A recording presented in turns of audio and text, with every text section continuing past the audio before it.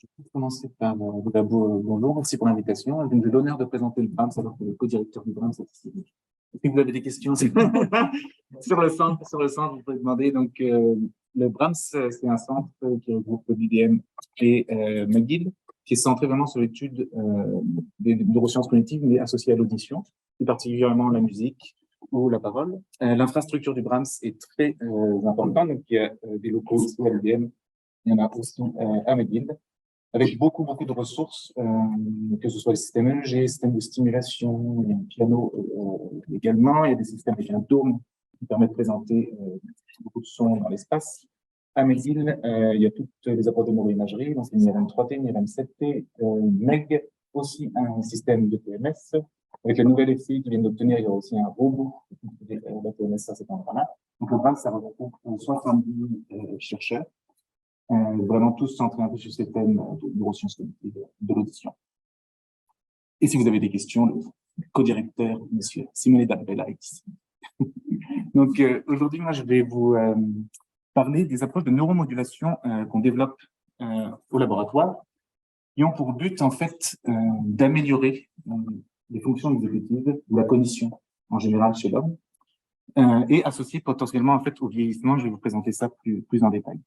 Donc, pourquoi on veut développer des approches de neuromodulation? C'est que c'est assez bien établi, assez malheureusement, en fait, qu'avec l'âge, qu'il soit typique ou pathologique, on observe un déclin cognitif, notamment, par exemple, pour les tâches de mémoire. Ici, ce que je vous représente, on a demandé à plusieurs personnes de faire des tâches de mémoire. Et la ligne que vous voyez, le 0 ici, c'est la performance moyenne des personnes qui ont entre 20 et 34 ans. Et on a testé plusieurs transferts dans 8 tâches cognitives, principalement cette pression. Et ce que vous voyez, malheureusement, en fonction de l'âge, c'est qu'à partir de 50, 60 ans, on observe un déclin dans toutes ces tâches-là. Donc, basé sur cette observation, il y a plusieurs approches qui ont été développées pour essayer de prévenir, si possible, ce déclin, notamment des approches d'intervention cognitive, telles que, par exemple, la remédiation cognitive, l'entraînement longitudinal, mais il y a également des approches de neuromodulation qui ont été beaucoup utilisées ces dernières années. Le problème avec ces deux approches-là, c'est qu'elles ont des effets, ou en tout cas des outcomes assez mixtes. Ici, par exemple, c'est une méta-analyse où des sujets sur une tâche de mémoire. Ici, je représente la taille de l'effet. Vous voyez que sur la tâche sur laquelle ils ont été entraînés, après entraînement, les sujets sont meilleurs. Mais après, la question, c'est est-ce que cet entraînement-là va se transférer à d'autres tâches? Si on transfère une tâche proche, on voit qu'on a quand même un effet positif. Mais si on regarde, on fait le même participant sur une tâche éloignée, comme l'arithmétique, l'effet est à zéro. Donc, on est capable d'observer une généralisation, mais elle est intermédiaire et un transfert à des tâches lointaines est difficile à observer. Donc ça, c'est pour les interventions cognitives ou comportementales. En parallèle, il y a plusieurs études qui ont utilisé les outils de stimulation, comme la stimulation électrique transcrânienne ou la stimulation électrique. Ici, je représente encore une méta-analyse avec la taille de l'effet. Et on voit qu'à travers les études, il y a beaucoup d'études qui ont montré un effet positif, mais il y en a aussi de nombreuses qui ont montré un effet négatif, avec des approches de stimulation qu'on dit off-time. Et on pense que, en fait, le fait que les résultats soient mixtes comme ça, c'est peut-être associé aux approches offline de la stimulation qui ne ciblent pas forcément les bons réseaux ou les bonnes dynamiques cérébrales pendant que les sujets réalisent la tâche. Donc, c'est ce qu'on développe au laboratoire, des approches de stimulation qu'on dit basées sur l'information. Donc, avec ces approches-là, on essaie de d'abord définir pour chaque sujet les propriétés anatomiques, fonctionnelles et les dynamiques cérébrales associées à la tâche que le sujet réalise. Donc, la première étape, c'est définir quel réseau on va stimuler, donc, quelles sont les régions spécifiques à ce sujet pendant qu'il réalise cette tâche. Le deuxième, c'est regarder comment ces régions cérébrales entre elles communiquent, échangent de l'information. Et pour ça, on regarde des oscillations cérébrales, qui sont les fluctuations rythmiques de l'activité électrique du cerveau. Et enfin, on regarde quand ces oscillations émergent pendant que les sujets réalisent la tâche. Donc, le modèle qu'on a utilisé pour développer cette approche-là, c'est un modèle que, justement, en BRAMS, on a beaucoup étudié, et moi aussi, j'ai beaucoup étudié dans mes études précédentes. Donc, c'est un modèle de mémoire auditive. On demande au sujet d'encoder, d'entendre une première séquence, ça peut être des notes, ça peut être des sons, Ils vont maintenir cette information en mémoire, puis ils vont entendre une deuxième séquence et ils vont pouvoir la comprendre. Et pratique avec ce modèle-là pour nos études, c'est qu'on connaît bien les réseaux.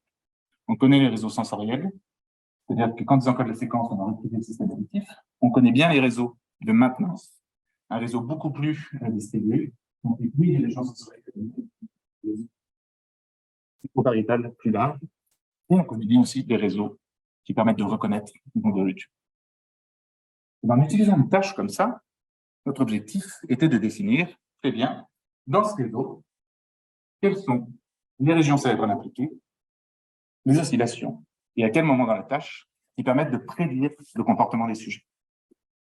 Donc, pour ça, on fait une acquisition de magnétoencéphalographie et on a pu déterminer le taux d'activation dans cette tâche. On a besoin de recruter des régions particulières. Ici, c'est le cortex intrapariétal qui oscille à une fréquence particulière de 5 Hz pendant que les sujets réalisent la tâche. Et plus on a cette oscillation, c'est-à-dire plus l'IPS oscille à cette fréquence, plus les sujets sont pour faire la tâche. Et l'IPS ne fonctionne pas tout seul, on a déterminé qu'il fonctionnait en phase, si vous voulez, avec des approches de connectivité, avec un réseau dorsal. Donc ici, on a tous nos marqueurs. On a 7 régions utiles pour la tâche. On a 7 régions qui fonctionnent à 5 Hz pour être bon pour réaliser la tâche. Et on sait quand ce réseau-là oscille, c'est pendant la phase de maintenance de l'information. Maintenant qu'on a cette information-là, notre objectif, c'est de forcer le réseau à fonctionner comme ça. Et pour ça, on se base sur les principes d'entraînement neuronaux, où on va présenter une stimulation électrique ou magnétique rythmique au réseau. On va envoyer des pulses au réseau. Ici, on va regarder l'activité des neurones. Donc, si on a un raster plot comme ça, chaque point représente un spike, si vous voulez, une décharge neuronale. Ce que vous pouvez observer, c'est qu'au fur et à mesure qu'on fait des décharges, est-ce que vous voyez que les neurones se mettent à se synchroniser avec la stimulation? On n'a pas plus de neurones qui déchargent, on a juste une synchronisation qui se met en place. Et nous, ce qu'on observe en EEG, on va observer ça en fait comme une augmentation de l'amplitude du signal. Ce n'est pas une augmentation d'amplitude, c'est vraiment une augmentation de synchronisation. Ça, c'est le principe d'entraînement. On a une fonctionnement cérébral de base, on va appliquer la stimulation, le réseau va commencer à être entraîné. Donc là, le réseau est entièrement entraîné, puis il retourne à la ligne de base. Et donc, la notion importante à garder en tête ici, c'est que ce n'est pas une augmentation du nombre de neurones qui est recruté, c'est plus une synchronisation. Si on regarde la différence de phase entre l'EEG et la stimulation, au cours du temps, on voit ces différences de phase. Donc, comme ça, on va synchroniser des régions à la même fréquence. Mais en fait, c'est simplement ce qu'on a fait dans la tâche que je vous ai montrée précédemment. On sait que l'activité θ, donc à 5 Hz, pendant le maintien de l'information, permet d'être bon à cette tâche. Donc, on a appliqué une stimulation sur la région pariétale à 5 Hz pendant la période de maintien. Et on a montré que plus on était capable d'entraîner le réseau, plus on observait de gains comportementaux chez les petits. Donc maintenant, quelle est la suite? Et c'est ce qu'on est en train de développer au laboratoire, c'est OK, qu'est-ce qu'on peut faire de ce type d'approche pour essayer potentiellement d'avoir des applications cliniques. Donc la première question, c'est est-ce qu'on a des effets à long terme de ce type de stimulation? Donc la première chose qu'on a testée, c'est si on combine ces approches de stimulation avec un entraînement comportemental, est-ce qu'on va être en mesure d'accélérer l'apprentissage et d'observer des effets à long terme? Pour ça, on a développé une tâche un peu plus complexe où les sujets entendent 3 notes, ils doivent les garder en mémoire pendant 5 secondes, puis ils voient une instruction visuelle qui indique l'ordre attendu de la deuxième séquence. Donc ici, par exemple, la première note reste à sa place, puis la troisième et la deuxième échangent. Puis ils entendent une deuxième séquence, ils doivent indiquer si ça correspond ou non à ce qu'ils ont réorganisé d'avant. Cette tâche, elle est très utile, on la connaît bien. C'est une tâche qui est très difficile et il faut à peu près 15 sessions d'entraînement pour commencer à apprendre. En plus, les marqueurs qui nous intéressent, c'est-à-dire où, quand, comment, sont très stables et très faciles à identifier pour chaque sujet. Donc, dans cette tâche, on sait que l'activité dans l'IPS gauche à 5 Hz, au moment où les sujets commencent à manipuler l'information, prédit comportement. Donc, on va essayer juste d'entraîner l'activité dans ce réseau-là. Donc, les sujets ont fait cette tâche-là pendant 7 sessions.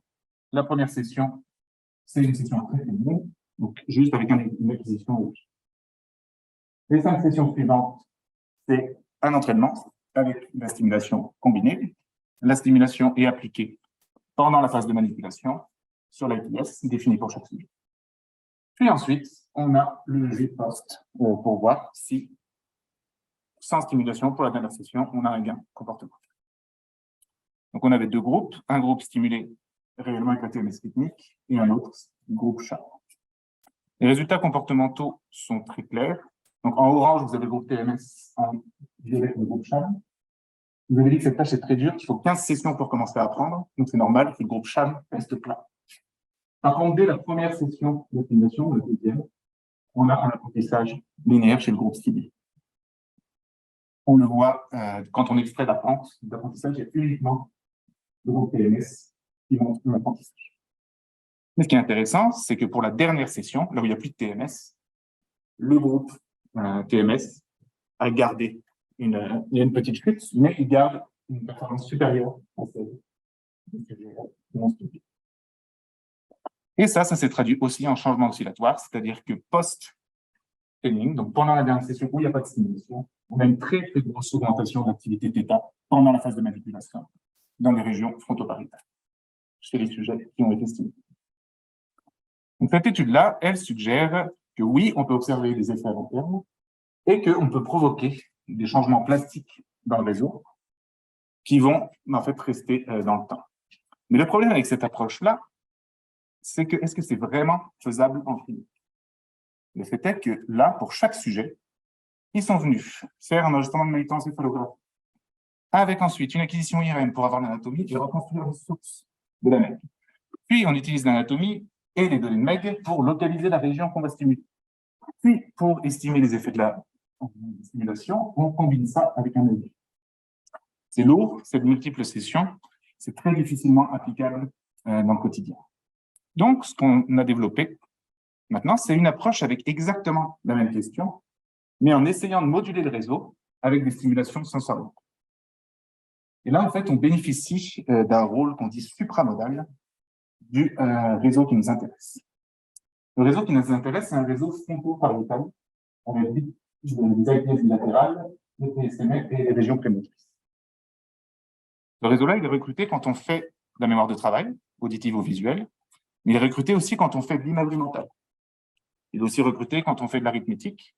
Et en fait, en général, il est recruté dans énormément de tâches et de fonctions exécutives.